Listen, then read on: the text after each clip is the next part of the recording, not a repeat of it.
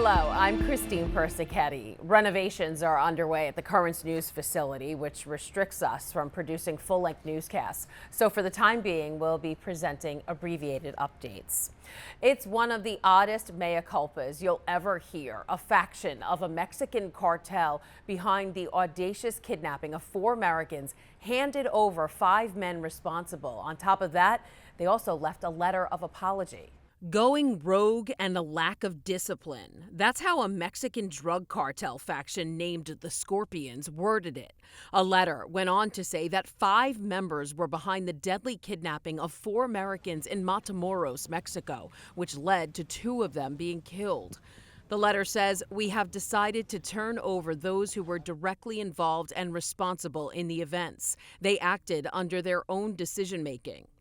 Local police arrested the people mentioned in the handwritten note. But despite the progress, for the parents of the victims, a lifetime of questions will be ahead. I've tried to make sense out of it and try to be strong about it, but it's just no sense out of that because, it just kept going in my head. It just was a senseless crime. The Gulf Cartel, which oversees the Scorpions, promised mistakes like this won't happen again and for people to remain calm. Notes of communication like this are normal in Mexico. They're used to avoid bad publicity, which can hurt their drug business. The 4 Americans went to Mexico for a medical procedure last week when they were kidnapped at gunpoint. The bodies of Shaid Woodard and Zindell Brown were brought to the U.S. on Thursday. No word yet on funeral arrangements. A church worker was also killed during the kidnapping. A stray bullet traveled a block and a half before murdering Arely Servando. She was a 33-year-old that worked with kids. Police are looking for answers after a mass shooting occurred during a gathering at a Jehovah's Witness center in Hamburg, Germany. The suspected gunman killed 7 people, one of which was an unborn baby, before turning the gun on himself. At least 8 people were hurt, 4 of them seriously during the attack. Police are still looking for a motive. Developing tonight, a Catholic charity in Nicaragua has been shut down by dictator Daniel Ortega. The government has rescinded the legal status and seized the assets of the nation's 2 Caritas branches. The aid organization assists those most in need in the Central American country, providing food and much-needed medicine to the poor. Both charities actually dissolved voluntarily, claiming they were forced to close after facing repeated obstacles from the government.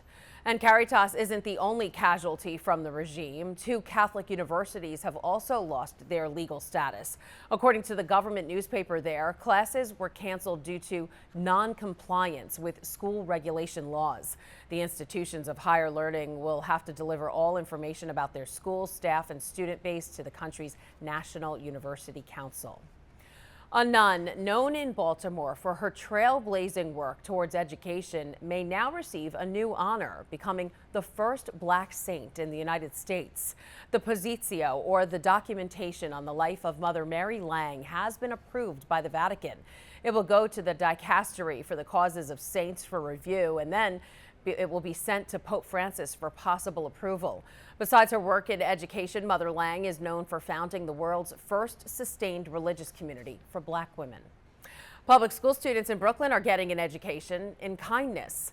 PS 127 in Dyker Heights recently took part in a Blankets for Hope campaign. They wrote letters to the recipients of the blankets, which they gave to Catholic Charities Brooklyn and Queens. The organization will deliver the hundreds of blankets to food pantries, centers for pregnant women, and asylum seeker programs. And finally, in honor of International Bagpipe Day, which apparently is a thing, we thought we'd take a look at a band that will soon grace Fifth Avenue for New York City's famous St. Patrick's Day Parade, the NYPD Emerald Society Pipes and Drums. In the 1950s, it was decided to start fraternal organizations. The Emerald Society started theirs, and of course they were in the parade every year. They used to have a marching band, more traditional, tubas and trumpets and so forth. But the Emerald Society wanted to be different, so they reached out and they said, could we learn the bagpipes? We were just a mess of bagpipes is what we were all of a sudden. And basically, that's how we got started.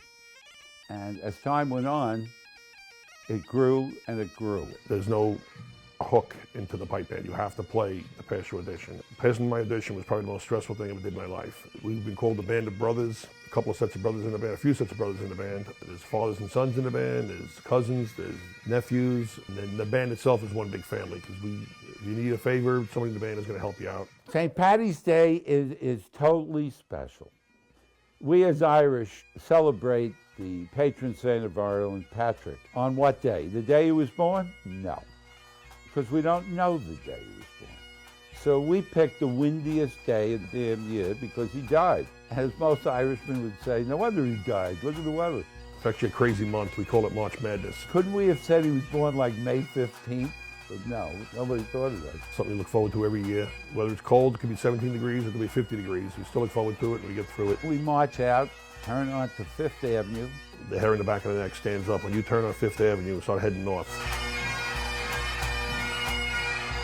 And the people are 8 and 10 deep on each side of the street. And you see the thousands of people there cheering for you. There's no feeling better in the world. As we hit the cathedral, and we have eyes right for the cardinal, and then further on, eyes left for the mayor or whoever else might be there in the grandstand. Everybody's singing and dancing and having a good time. And that's St. Patrick's Day. It's just a great day. A true staple in New York City, and also a staple for Catholics on St. Patrick's Day, the Mass at St. Patrick's Cathedral. That'll happen right before the parade kicks off on Friday, March 17th at 8:30 a.m. The Bishop of Brooklyn, Robert Brennan, will be celebrating and viewing the parade. Be sure to tune into Currents News as we plan to offer you complete coverage of the Irish holiday.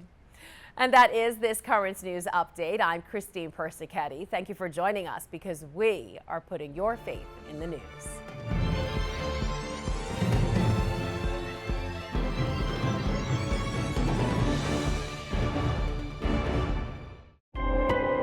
Currents News is there. Our team coverage begins with Currents News' Jessica Easthope outside the cathedral in downtown Los Angeles. Thousands of people have been coming here today to pay their respects to Bishop David O'Connell. The final farewell for a bishop whose life was tragically cut short. Plus a look at his impactful ministry. That's where Bishop O'Connell liked to spend most of his time. And hearing from those who knew him best. He was always like, yes, like, what do you need? Yes, I'll be there. Bishop O'Connell would go out and walk the streets and get to know people. I don't think we're going to have another one like Bishop David O'Connell. I was better for having known David O'Connell. When news happens, Currents News is there.